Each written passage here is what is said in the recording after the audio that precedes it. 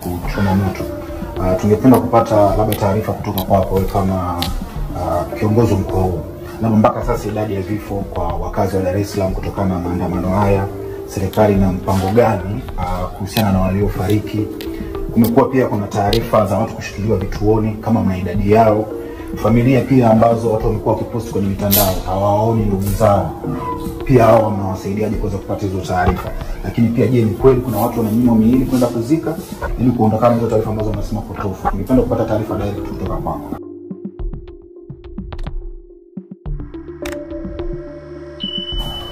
Tumekutana na wadau wa mafuta katika mkoa wetu wa Dar es Salaam ambao wanauza mafuta kwa mfumo wa makampuni ya uagizaji na makampuni kuwa wamiliki wa vituo, lakini makampuni kuwa waagizaji na makampuni kupangisha vituo, lakini dila kuwa mwenye kituo na dila kuwa mwendeshaji wa biashara.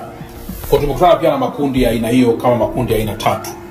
Kikubwa ambacho tumezungumzia ni kuhusiana na masuala ya usalama kwa ujumla wa sekta ya mafuta ama biashara hiyo kwa ujumla, kutoka mkoa wetu wa Dar es Salaam kwenda mikoa mingine, lakini ndani pia mkoa wetu wa Dar es Salaam. Kikubwa tumewashua kwamba serikali iko bega kwa bega na wao katika nyakati hizi zote kuhakikisha kwamba tuna provide ulinzi wa kutosha katika mazingira yao ili biashara hizo ziendelee kuwa salama nyakati zote. Lakini pamoja na hayo, kumekuwa pia kuna role yao kubwa ni kuhakikisha na wao wanakuwa pia na elimu kubwa ya uuzaji wa biashara hiyo, na hasa kupitia uuzaji wa mifumo ya vidumu vya mafuta. Nafahamu kwamba kuna wenzetu ambao wanafanya kazi kwenye boti za uvuvi. Boti hizi haziwezi kufika kwenye kituo cha mafuta. Nafahamu kwamba pia kuna minara ya simu inahitaji pia mafuta, na minara hiyo haiwezi kwenda kwenye kituo cha mafuta. Sasa kuna utaratibu maalum ambao wenzetu wa EWURA wanausisitiza kuhakikisha kwamba mfumo wa uuzaji wa mafuta huo unakuwa katika hali ambayo iko salama. Pamoja na haya ni kwamba baadhi ya vituo ambavyo vimechomwa moto na kupata madhara ni vile ambavyo vilikuwa vikihusishwa pia na baadhi ya wanasiasa hapa nchini.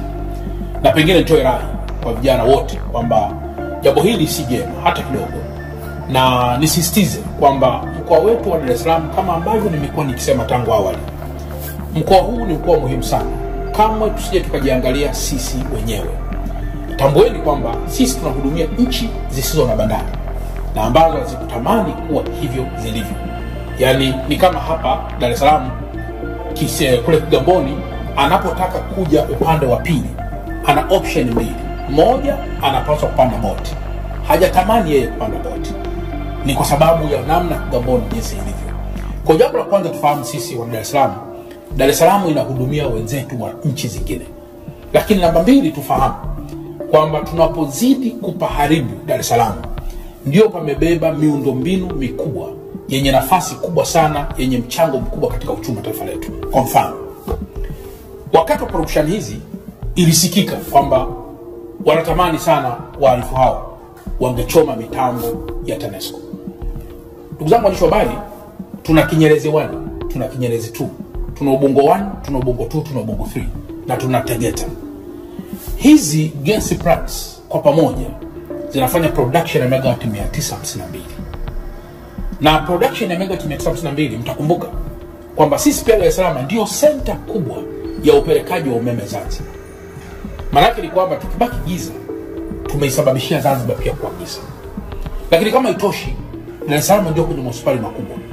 Lakini kama itoshi, Dar es Salaam ndio kwenye bandari ambapo mizigo itakaposhuka hapa haiwezi kwenda mikoani kama barabara ziko zimefungwa. Kwa hiyo kabla hatujafanya jambo lolote ambalo ni uhasama kati yangu Charamila au na mtu mwingine yoyote, lazima tutafakari kwamba kizazi kitakachoumia na machafuko yetu ni kikubwa mno kuliko hali ya kawaida. Na tujue kabisa kwamba utakapoigusa Dar es Salaam kwa namna yoyote, leo Dar es Salaam tuna vituo zaidi ya 476. Vituo tu mafuta 476. Katika kila kituo kimoja, imagine kwamba kina watumishi 10. Chukua 10 mara 476. Unapata vijana wangapi walioajiriwa kwenye vituo hivi? Na ambayo kwa mfano vituo vya mafuta vilivyounguzwa, let's say vya Lake Oil, unadhani watumishi wangapi, vijana wenzetu na kina mama wenzetu wanaolisha familia zao kwa kutoa vituo hivi, leo watakuwa wamekosa ajira. Kwa hiyo kwenye kila maamuzi tunayotaka kuyafanya, lazima pia tufahamu kwamba Dar es Salaam ni kitovu kikubwa sana cha masuala mengi. Na Mheshimiwa Mkuu wa Mkoa, wakati tunaongelea kuhusiana na mali vituo kuchoma moto, tungependa kupata labda taarifa kutoka kwako kama kiongozi wa mkoa huu, labda mpaka sasa idadi ya vifo kwa wakazi wa Dar es Salaam kutokana na maandamano haya, serikali na mpango gani kuhusiana na waliofariki? Kumekuwa pia kuna taarifa za watu kushikiliwa vituoni kama maidadi yao, familia pia ambazo watu wamekuwa wakiposti kwenye mitandao hawaoni ndugu zao, pia hao wanawasaidiaje kuweza kupata hizo taarifa? Lakini pia je, ni kweli kuna watu wamenunua miili kwenda kuzika ili kuondokana na hizo taarifa ambazo wamesema potofu? Ningependa kupata taarifa kutoka kwako.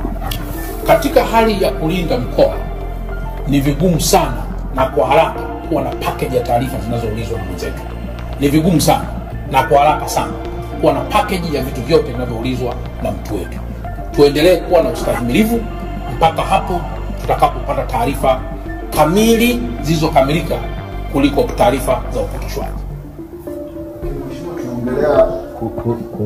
Tunaongelea mali, lakini ukiangalia watu wengi wanaongelea kuhusiana na uhai na vifo. Sasa vipi kwa wale sio na ndugu zao pia? Hata kama idadi ya vifo tu, basi wale sio na ndugu zao, labda watu ambao kwenye vituo vya polisi kwa sababu imani pia wanakuwa wamesajiliwa, hata hizo pia. Jeshi la polisi linaendelea na masuala ya kuhakikisha mkoa wetu unakuwa na amani. Pamoja na hayo, jeshi la polisi linaendelea na masuala ya kiuchunguzi kuhakikisha yule aliyehusika anakamatwa. Lakini pamoja na hayo, jeshi la polisi bado pia linawashikilia watu ambao linawahoji kuhusu kushiriki kwao. Kumbukeni, wakati pia wa vurugu mechi hizo, zipo nyumba zenye kamera, vipo vituo vya mwendokasi vyenye kamera, yapo maduka yenye kamera ambayo pia jeshi la polisi linaendelea kufanyia kazi ili kuhakikisha kila mtu aliyehusika anakamatwa yeye mwenyewe in person ili aweze kupelekwa katika vyombo vya ulinzi na usalama. Kwa kama kuna mtu yoyote hamuoni ndugu yake, afika kwenye kituo cha polisi, atoe maelezo hayo na jeshi la polisi litamsaidia. Hakikisha umesubscribe, comment, like na kushare. Mseto Media, we connect everywhere.